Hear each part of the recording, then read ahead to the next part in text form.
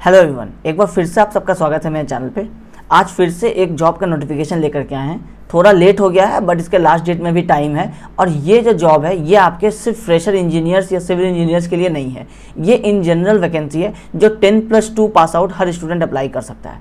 लेकिन जो students matric करके डिप्लोमा किए हैं सिविल से, मैकेनिकल से, इलेक्ट्रिकल से, ये लोग अप्लाई नहीं कर सकते हैं। बट अगर वो कंप्यूटर साइंस से डिप्लोमा किए हैं या आईटी से डिप्लोमा किए हैं तो फिर वो लोग इसमें अप्लाई कर सकते हैं। मतलब इसका मिनिमम जो क्राइटेरिया है क्वालिफिकेशन का वो 10+2 है। तो जो लोग इंटर कर चुके हैं किसी भी स्ट्रीम से, चाहे वो आर्ट्स से किए हो, साइंस से किए हो, कॉमर्स से किए हो, वो सारे लोग इसमें अप्लाई कर सकते हैं। अब ये वैकेंसी क्या है, इसके क्या क्या डिटेल्स हैं, क्या एज लिमिट है, क्या सैलरी है, ये सारी चीज़ें, कितनी वैकेंसीज बहुत ज़्यादा हैं, लगभग 2000 के आसपास इसमें वैकेंसीज़ है। वो सारी चीज़ें हम लोग अभी एक एक करके डिस्कस करने वाले हैं। तो ये वैकेंसी जो है ये उन स्टूडेंट्स के काम आ सकता है जो 12th कर चुके हैं, आगे नहीं पढ़ाई करने की सोच रहे हैं, या फिर जो 12th करके डिप्लोमा कर चुके हैं, आगे जॉब मिलने के उनको चांसेस कम लग रहे हैं, या फिर उनको कैरियर जो है जिस डिपार्टमेंट में वो, जैसे अब अगर कंप्यूटर साइंस में वो डिप्लोमा कर चुके हैं, लेकिन या फिर वो 12th करने के बाद वो सिविल मैकेनिकल से ही डिप्लोमा कर चुके हैं, बट उनको नहीं लगता है कि आगे कोई जॉब मिलने की उनके चांसेस हैं, या उनकी पढ़ाई अगर डिप्लोमा में वीक रह गई है, उनको नहीं लगता है कि वो मार्केट में कॉम्पीट कर पाएंगे, तो वो स्टूडेंट्स अपने 12th के सर्टिफिकेट के बेसिस पे इस एग्ज़ाम में अप्लाई कर सकते हैं। इस एग्जाम का पैटर्न बहुत ही सिंपल है। इसमें आपको जनरल स्टडीज़ पूछा जाएगा और आपको बेसिक आपको मैथ्स वगैरह पूछे जाएंगे। तो अगर आप बेसिक मैथ्स, आपके जो बेसिक जनरल स्टडीज़ है, इसमें अगर आप कॉम्पिटेंट हैं, या फिर अगर आप डिप्लोमा स्टूडेंट हैं और आप एसएससी की तैयारी कर रहे हैं, तो वहाँ आप ये जनरल स्टडीज़ की ये सारी चीज़ें पढ़ते होंगे। तो अगर आप वो स्टूडेंट हैं जिसको ये सारे मैथ्स की, बेसिक इंग्लिश की और ये जनरल स्टडीज़ की, रूरल इंडिया के बारे में जो हिस्ट्री है उसकी अगर नॉलेज है, तो फिर आप इसमें अप्लाई कर सकते हैं। एग्ज़ाम का डेट इसका अगस्त में है, तो अभी उसमें टाइम है 3-4 महीना, तो उसकी आपकी अच्छे से प्रिपरेशन हो सकती है। अब क्योंकि 2000 के आसपास वैकेंसी है और ये आपको अलग अलग कैटेगरी में डिवाइड होगा, तो आप अपने अपने कैटेगरी में आप अच्छे रैंक ला सकते हैं, आपको इसमें जॉब मिलने के चांसेस हो सकते हैं।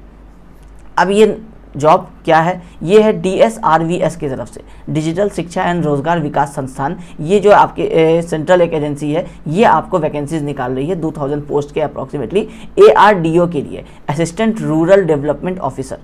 अब इसमें आपको क्या क्या क्राइटेरियाज है, तो इसके लिए आपको इसका 5 पेज का एक एडवर्टीजमेंट इसका आया है, जो आपका PDF इसका हम आपको डिस्क्रिप्शन में लिंक प्रोवाइड कर देंगे। और इसमें जो वेबसाइट है DSRVS का, इसका लिंक भी हम आपको डिस्क्रिप्शन में प्रोवाइड कर देंगे। ऑनलाइन अप्लाई करना है, आप वेबसाइट पे जाएंगे, सामने में ही आपको ये नोटिफिकेशन के बारे में दिख जाएगा, उस पर आप क्लिक करेंगे, अप्लाई ऑनलाइन में जाएंगे और ये सारे आप अपने इन्फॉर्मेशन वगैरह भरेंगे, फ़ोटो और सिग्नेचर देंगे और पेमेंट करेंगे ऑनलाइन मोड में, आपका एप्लीकेशन सबमिट हो जाएगा। एडमिट कार्ड वगैरह वो सब आपका नोटिफिकेशन वेबसाइट पे ही आएगा। वो जब आपका एग्ज़ाम का डेट फाइनल हो जाएगा कि किस डेट को एग्ज़ाम होना है, उसके कुछ दिन पहले आपको एडमिट कार्ड मिल जाएगा। अब ये वैकेंसी क्या कह रहा है, इसके सारे इन्फॉर्मेशन जो है वो हम लोग इसको एक एक करके पढ़ते हैं और आपको एक्सप्लेन करते हैं। इसमें आपको जो एप्लीकेशन है ये एक्चुअली 11 मार्च से स्टार्ट हुआ था, तो 11 मार्च से 20 अप्रैल तक इस एप्लीकेशन को भरने का टाइम है। तो अभी थोड़ा सा क्योंकि लेट हो चुका है, मार्च अब एंड होने वाला है, आज 30 मार्च है और लगभग आपके पास 20 दिन और है। तो लेकिन 20 दिन से कोई इशू नहीं होता है, आप 19 अप्रैल को भी अगर आप फॉर्म सबमिट करते हैं तो आपका एप्लीकेशन सबमिट हो ही जाएगा। तो इसलिए अभी हम लोगों के पास टाइम है कि 20 अप्रैल 2022 ये लास्ट डेट है आपको इस एप्लीकेशन को सबमिट करने का। एग्ज़ाम का जो एक्सपेक्टेड डेट है वो आपको अगस्त 2022 है, फाइनल नहीं है, कोई डेट नहीं दिया हुआ है, बस अभी टेंटेटिव डेट जो है वो अगस्त है। हो सकता है ये आगे बढ़ जाए, अदरवाइज नहीं तो फिर अगस्त में ही आपको डेट जो है वो बता दिया जाएगा। और जो रिजल्ट आने का जो टाइम है वो एक्सपेक्टेड है कि सितंबर, मतलब 1 महीने में ये कह रहे हैं कि रिजल्ट जो है वो पब्लिश कर देंगे। अब ये कह रहे हैं कि इसमें DSRVSindia.ac.in ये वेबसाइट है, आपको डिस्प्ले में आ जाएगा, तो इस वेबसाइट पे आपको जा करके ये अप्लाई करना है। अब इसमें एलिजिबिलिटी क्राइटेरिया वगैरह क्या क्या है, तो पोस्ट का नाम है assistant rural development officer ARDO। क्या क्राइटेरिया है, 10+2 फ्रॉम ए रिकॉग्नाइज्ड बोर्ड या यूनिवर्सिटी इन एनी डिसिप्लिन, मतलब चाहे तो आप आर्ट्स, साइंस या कॉमर्स किसी से भी अगर आप 12th किए हुए हैं तो ये आपका मिनिमम क्राइटेरिया है।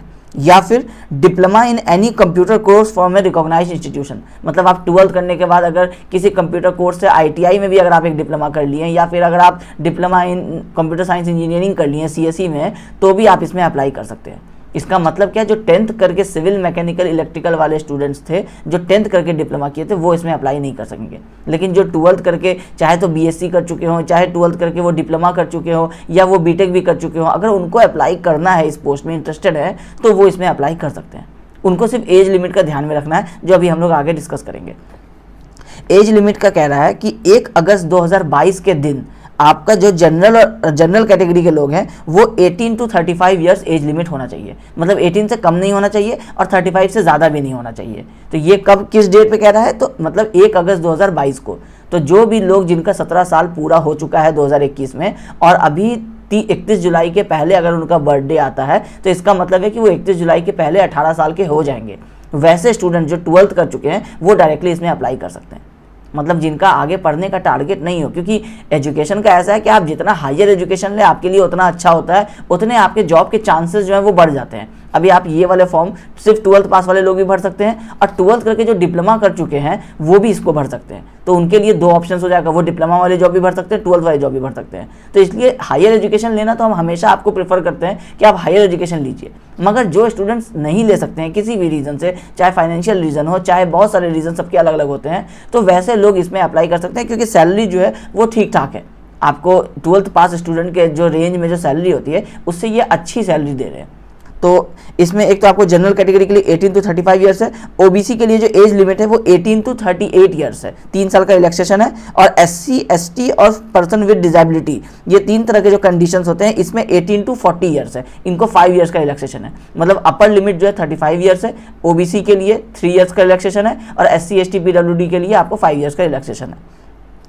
अच्छा, इसमें कहाँ कहाँ पे वैकेंसी जाएंगी, तो ये every state and district officers, मतलब पूरे इंडिया में कहीं भी आपको जॉब ज्वाइनिंग जो है वो मिल सकता है, हर स्टेट और हर डिस्ट्रिक्ट के हिसाब से होगा।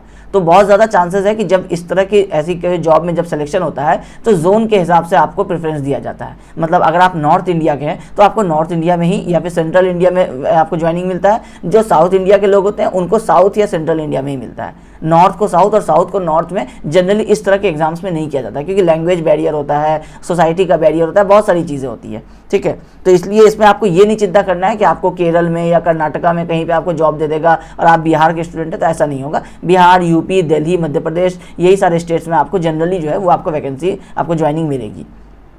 अच्छा, सैलरी पे आते हैं तो सैलरी का जो पे स्केल है वो है 11,765।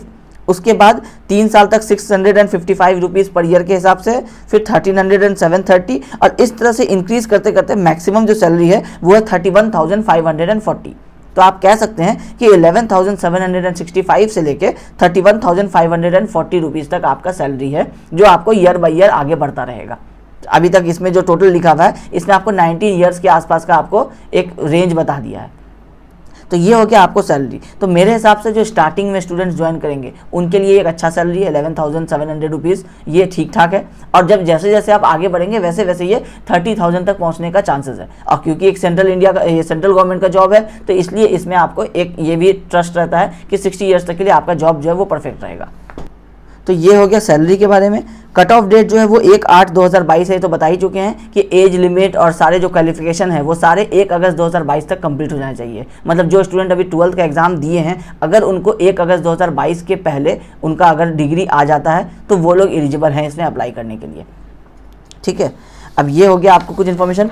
सेकंड है सेंटर के बारे में, क्योंकि एग्जाम होना है इसमें, एग्जाम के लिए भी आपको भी बता देंगे कि क्या क्या इसमें क्वेश्चंस, किस तरह के क्वेश्चंस आएंगे वो आपको डिस्कस कर देंगे। अब आपको सेंटर कहाँ कहाँ पड़ेगा, तो सेंटर के लिए आपको बहुत सारे ऑप्शंस दिए हुए हैं ऑल ओवर इंडिया में। हम आपको एक एक करके बता देते हैं। टोंक, अगरतला, अहमदाबाद, आइजॉल, इलाहाबाद, बेंगलोर, बरेली, भोपाल, चंडीगढ़, चेन्नई, कटक, देहरादून, दिल्ली, धारवाड़, दिसपुर, गैंगटॉक, हैदराबाद, इम्फाल, ईटानगर, जयपुर, जम्मू, जोरहाट, कोची, कोहिमा, कोलकाता, लखनऊ, मदुरई, मुंबई, नागपुर, पणजी जो गोवा में है, पटना, पोर्ट ब्लेयर, रायपुर, रांची, संबलपुर, शिलोंग, शिमला, श्रीनगर, तिरुवनंतपुरम, तिरुपति, उदयपुर और विशाखापट्टनम, ये सारे जो हैं इसके सेंटर्स हैं। लगभग हर स्टेट से 1 या 2 सेंटर्स ये इस तरह से लेके चल रहे हैं। तो आपको बिहार के जो स्टूडेंट्स हैं वो पटना अपना सेंटर दे सकते हैं, जो झारखंड के स्टूडेंट हैं वो रांची अपना सेंटर दे सकते हैं, जो वेस्ट बंगाल के स्टूडेंट हैं वो कोलकाता अपना सेंटर दे सकते हैं, जो यूपी के स्टूडेंट हैं वो लखनऊ और इलाहाबाद ये 2 सेंटर दे सकते हैं।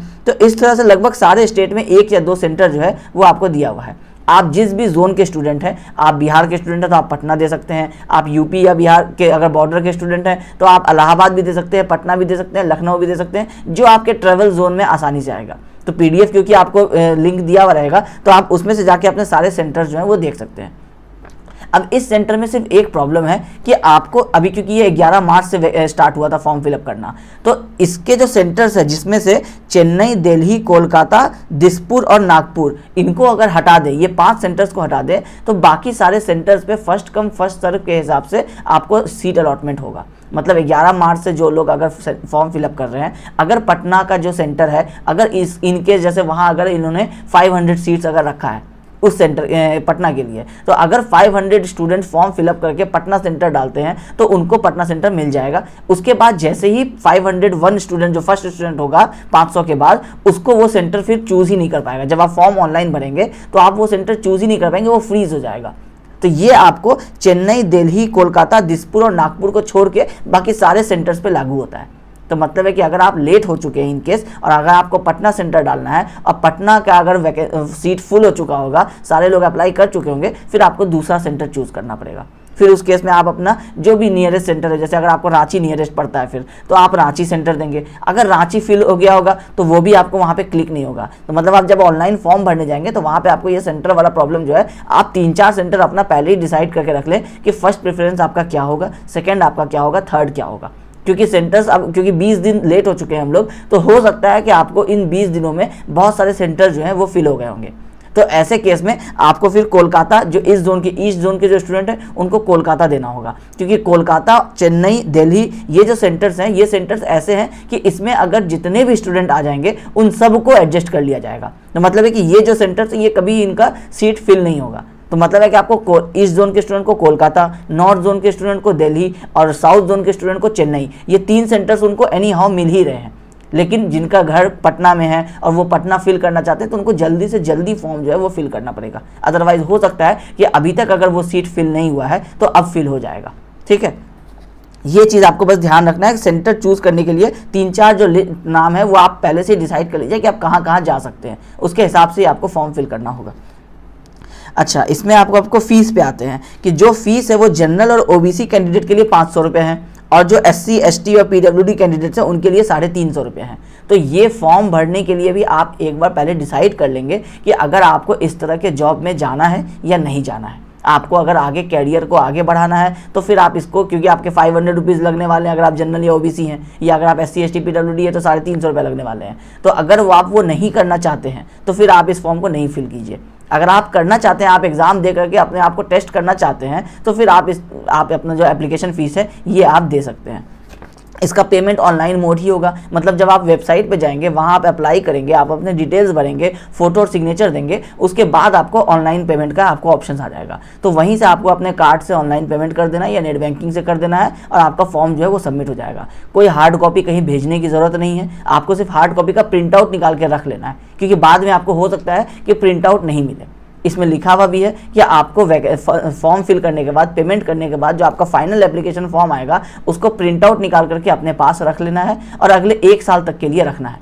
इस 1 साल में कभी भी उसका ज़रूरत पड़ सकता है और आपके मोबाइल नंबर और ईमेल एड्रेस जो आप प्रोवाइड करने वाले हैं वो वैसा देंगे जो अगले 1 साल आप उसको यूज़ करने वाले हो, क्योंकि उसी पे आपको सारे OTP आएंगे, उसी पे आपको सारे मैसेजेस आएंगे इंपॉर्टेंट, और वो नंबर ही आपको आगे फ्यूचर कम्युनिकेशन के लिए यूज़ किया जाएगा और वो ईमेल एड्रेस। तो इसलिए आपको ध्यान देना है कि कोई ऐसा मोबाइल नंबर नहीं दे जो 1 साल या 6 महीने के बाद आप चेंज कर लेने वाले हो, क्योंकि हो सकता है एग्ज़ाम निकल जाए और आपका मोबाइल नंबर ही चेंज हो जाए तो आपको फिर नोटिफिकेशंस नहीं मिल पाएगा।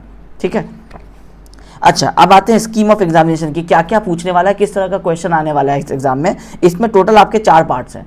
पहला पार्ट जो है वो जनरल स्टडीज़ का है। अब जनरल स्टडीज़ में आपको टोटल 30 क्वेश्चन पूछेगा 60 मार्क्स के लिए, मतलब हर क्वेश्चन का 2 मार्क्स होगा। दूसरा पार्ट है जनरल नॉलेज का, इसमें भी आपको 30 क्वेश्चन पूछेगा 60 मार्क्स के लिए, मतलब इसमें भी हर क्वेश्चन जो है वो 2 मार्क्स का है।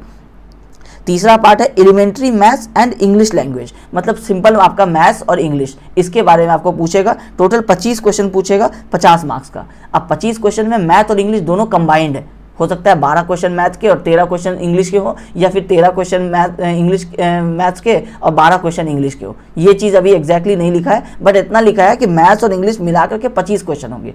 हो सकता है 20 और 5 हो, ये रेशियो भी नहीं बताया हुआ है। तो इसमें से अगर आप इंग्लिश आपका वीक है तो भी आपको चिंता करने की जरूरत नहीं है, क्योंकि मैथ्स के साथ आएगा। तो अगर आप मैथ्स में भी 13-14 क्वेश्चन अगर आप अटेम्प्ट कर देते हैं तो भी आपका वो पार्ट जो है वो क्लियर हो जाएगा। अच्छा, फोर्थ पार्ट है रूरल इंडिया। रूरल इंडिया के बारे में थोड़ा बहुत जान लेना है, हिस्ट्रीज वगैरह में पढ़ लेना है, अभी इंडिया में क्या स्कीम्स चल रहे हैं रूरल इंडिया के लिए, ये सारी चीज़ें आपको जान लेनी है, क्योंकि रूरल इंडिया का ही जॉब है तो इसके बारे में नॉलेज होना ज़रूरी है। इसमें आपको 15 क्वेश्चन पूछ जाएंगे 30 मार्क्स के लिए, तो मैक्सिमम जो है वो आपको 200 मार्क्स के लिए पेपर रहेगा।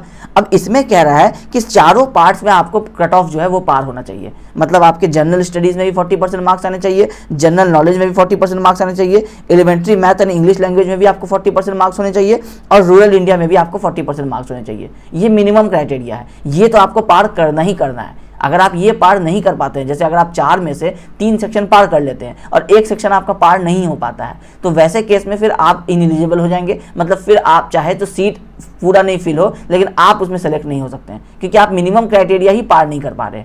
अब एक बार जब आप ये मिनिमम क्राइटेरिया पार कर लेंगे, सारे डिपार्टमेंट्स में आपको 40% मार्क्स जब आपका आ जाएगा, उसके बाद आप फिर मेरिट लिस्ट में आ सकते हैं। अब तब उसके बाद कितने स्टूडेंट्स इस 40% को पार करते हैं उसके हिसाब से मेरिट लिस्ट बनेगा अपने अपने कैटेगरी में। अब इसमें आपको पैरेलल रिजर्वेशन है, मतलब वर्टिकल रिजर्वेशन है या हॉरिजॉन्टल रिजर्वेशन है, ये अभी क्लियरली नहीं लिखा हुआ है, लेकिन ये लिखा हुआ है कि जब आपके मेरिट लिस्ट टोटल आपके कैंडिडेट्स बन जाएंगे, अप्लाई पास हो जाएंगे, उसके बाद कैटेगरी वाइज आपको जो है वो मेरिट लिस्ट बनाया जाएगा। तो मतलब जितना परसेंटेज आपको पता है कि सबके कैटेगरी में कितना कितना परसेंटेज रिजर्वेशन होता है, उतना उतना के हिसाब से आपके जो सीट्स होगा वो आपका डिवाइड हो जाएगा। तो मतलब अगर 2000 सीट है तो आप लोग सारे कैंडिडेट अपने अपने परसेंटेज के हिसाब से जोड़ लीजिए, उतना वैकेंसीज आपके लिए है। अब ऐसा नहीं कि इसमें कोई दूसरे वाले आ जाएंगे, ऐसा नहीं होगा। आपका कैटेगरी है तो उसमें सिर्फ आपकी ही वैकेंसी रहेगी, ये चीज़ इसमें मैंशनड है। ठीक है, तो टोटल आपको 200 क्वेश्चन हो जाएंगे और 4 पार्ट है, चारों पार्ट का बेसिक नॉलेज होना चाहिए, क्योंकि चारों पार्ट्स में आपको 40% मार्क्स लाना है। और ये सारा जो है ड्यूरेशन 90 मिनट्स का, मतलब 1.5 घंटे के एग्जाम में आपको ये 200 मार्क्स का क्वेश्चन आएगा, जिसमें से टोटल क्वेश्चन जो है वो आपको 100 क्वेश्चन है। तो 90 मिनट्स में 100 क्वेश्चन आपके पूछे जाएंगे, मतलब सारे क्वेश्चन पे आपको लगभग 1 मिनट का टाइम दिया जाएगा, 45 सेकेंड से 1 मिनट। तो इसलिए 1 मिनट में इसका मतलब है कि शॉर्ट क्वेश्चन पूछा जाएगा और पॉइंट टू पॉइंट क्वेश्चन पूछा जाएगा। मतलब अगर मैथ्स भी पूछा जा रहा है तो बिल्कुल पॉइंट टू पॉइंट होगा, क्योंकि ड्यूरेशन ही इतना कम है कि आपको बहुत ज़्यादा डिफिकल्ट मैथ्स नहीं होने वाला है या डिफिकल्ट इंग्लिश नहीं होने वाला है। ठीक है, अच्छा, इसमें नेगेटिव मार्क्स भी है, 1/3 ऑफ द मार्क्स, मतलब अगर 2 मार्क्स का क्वेश्चन है तो 0.66 नेगेटिव मार्किंग है, अगर 1 मार्क्स का क्वेश्चन है तो 0.33 नेगेटिव मार्किंग है। तो इसलिए ये भी ध्यान रखना है कि 40% मार्क्स लाना है तो ऐसा नहीं है कि आप तुक्का लगा करके 40% ला सकते हैं, नेगेटिव मार्किंग है, आपको सोच समझ करके अप्लाई करना है। तो इतने सारे कंडीशंस लगने के बाद सबसे अच्छा चीज़ ये हो जाता है कि जो नंबर ऑफ स्टूडेंट्स हैं जो क्वालिफाई करने वाले हैं वो इस तरह के एग्जाम्स में कम हो जाते हैं, जिसमें मिनिमम 40% भी क्राइटेरिया रख देता है और आपको डिडक्शन भी करता है, नेगेटिव मार्किंग भी देता है, तो इसमें क्वालिफाइंग स्टूडेंट्स कम हो जाते हैं। तो जो स्टूडेंट सिंसियर हैं, जो 40% मार्क्स का टारगेट ले करके एटलीस्ट चल रहे हैं कि सारे डिपार्टमेंट में आ जाए और सारे डिपार्टमेंट की प्रैक्टिस कर रहे हैं, उन लोगों के लिए ये एग्ज़ाम जो है ये केक वॉक होना चाहिए, बहुत आसान होना चाहिए उनके लिए। ठीक है, अच्छा 40% बता दिए और आपका मिनिमम जो है वो सारे इसमें क्वालिफाई करना ज़रूरी है। इसके अलावा आपको जो डॉक्यूमेंट वेरिफिकेशन, जब आप एग्जाम निकाल लेंगे, जब रिजल्ट में आपका नाम आ जाएगा तो आपको डॉक्यूमेंट वेरिफिकेशन के लिए बुलाया जाएगा, जो भी एड्रेस वो लोग बताएंगे। वहाँ आपका मैट्रिकुलेशन का सर्टिफिकेट, जो आपका एजुकेशनल क्वालिफिकेशन, जैसे आप कंप्यूटर से डिप्लोमा किए हैं तो उसका क्वालिफिकेशन का सर्टिफिकेट, अगर आप 12th किए हैं तो उसका क्वालिफिकेशन का सर्टिफिकेट, ये आपका लगेगा। कास्ट सर्टिफिकेट और जो डॉक्यूमेंट्स आपको लगते हैं, अगर आप पर्सन विद डिसेबिलिटी हैं तो आपको उसका जो सर्टिफिकेट बनता है वो आपको लगेगा। वो सारी चीज़ें जैसे लगती हैं वो सारी चीज़ें आपको लगेंगी।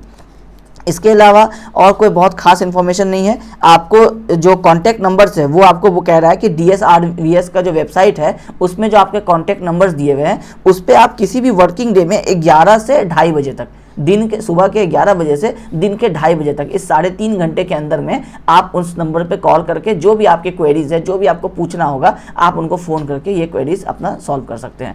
टाइमिंग सिर्फ दिया हुआ है कि 11 से 2:30, तो इसके बीच में ही आप कॉल कर सकते हैं। तो इसमें और इसके अलावा कोई खास इन्फॉर्मेशन नहीं है। बाकी आपको ये अप्लाई करने का तरीका वगैरह बता रहा है, जो अभी मेरे पीसी में थोड़ा सा प्रॉब्लम है, इसलिए हम आपको इसका वीडियो बना के नहीं दिखा पा रहे हैं कि किस तरह से अप्लाई करते हैं। बट इसके वेबसाइट पे आप जाएंगे तो वेबसाइट पे आपको जैसे ही आप एडवर्टीजमेंट उस पर क्लिक करेंगे, आपको सामने में ही उसका एडवर्टीजमेंट आते रहता है। ARDO आपको याद रखना है, असिस्टेंट रूरल डेवलपमेंट ऑफिसर। उस पर जैसे ही आप क्लिक करेंगे आपको अप्लाई ऑनलाइन और नोटिफिकेशन आएगा। तो नोटिफिकेशन का तो PDF हम आपको प्रोवाइड कर दे रहे हैं। आप अप्लाई ऑनलाइन पे जाएंगे, आप अपने सारे डिटेल्स भरेंगे। आपको अपना पासपोर्ट साइज का फोटो का सॉफ्ट कॉपी तैयार रखना है, PDF में रखिए या फिर आप अपने इमेज में रखिए JPG में, और आपको अपने सिग्नेचर का सॉफ्ट कॉपी तैयार रखना है। आप बहुत सारे एग्जाम्स के लिए फॉर्म भरते होंगे तो आपको ये फोटो और सिग्नेचर जो है ये ऑनलाइन अपलोड करना पड़ता होगा, तो आपको ये चीज़ें पता होंगी। आप उस पर तैयार रख लीजिए, वहाँ अपलोड कीजिए, पेमेंट कीजिए और आपका फॉर्म सबमिट हो जाएगा। तो मेरे हिसाब से अच्छी वैकेंसी है। जो स्टूडेंट आगे नहीं पढ़ना चाह रहे हैं या किसी रीज़न से नहीं पढ़ पा रहे हैं वो लोग इसमें ज़रूर अप्लाई कीजिए। गवर्नमेंट जॉब है, सेंट्रल गवर्नमेंट का जॉब है, तो और अच्छी जॉब है। आपको पूरे इंडिया में कहीं भी अगर आपको ज्वाइनिंग देता है तो सैलरी इतनी है कि आप उसमें सर्वाइव इनिशियल डेज में कर लेंगे, और आगे जैसे जैसे आप हर साल बढ़ेंगे वैसे वैसे आपका सैलरी भी इंक्रीज़ होता जाएगा। अब प्लस एक्सपोजर बहुत इंपॉर्टेंट होता है। किसी भी जॉब में आप जब जाते हैं, जब आप अपने कंफर्ट जोन से बाहर निकलते हैं, आप अपने घर से या अपने एरिया से जहां आप कंफर्टेबल हैं वहां से जब आप बाहर निकल के दूसरे एरिया में जाके जॉब करते हैं तो बहुत सारी चीज़ें सीखने को मिलती है। अब प्लस गवर्नमेंट जॉब है तो उसमें बहुत सारा अपना फ़ायदा और अपना नुकसान भी होता है, वो चीज़ें अपार्ट है, उसको उतना आपको ध्यान अभी नहीं देना है। अभी आपको सबसे पहले जो है वो कोई एक जॉब लेना है। बाद में आप भले 2 साल काम करने के बाद, 3 साल काम करने के बाद आपका किसी दूसरे डायरेक्शन में अगर आपका इंटरेस्ट हो जाता है तो आप उधर जा सकते हैं, बट 12th पास करने के बाद इनिशियली अगर आपको एक गवर्नमेंट जॉब मिल रहा है तो मेरे हिसाब से आपको अप्लाई करना चाहिए। ठीक है, तो आई होप आपको ये नोटिफिकेशन आपके अगर काम आए तो आप इसमें कोई भी अगर आपको इन्फॉर्मेशन अगर आपको चाहिए हो या आपको कोई भी हेल्प चाहिए हो समझने के लिए, या कोई लाइन समझ में नहीं आ रहा हो तो आप या तो कमेंट कर सकते हैं या फिर आप मेरे फेसबुक पेज जो डैड सर के नाम से फेसबुक पेज है उस पर जाके वहाँ आप मैसेंजर में हमसे चैट कर सकते हैं। आई होप आपको ये वीडियो पसंद आया होगा। ऐसे ही आपको और भी जो भी जॉब के नोटिफिकेशंस आते रहेंगे हम कोशिश करेंगे आपको उसको जल्दी से जल्दी आप तक पहुंचाने की। Thank you.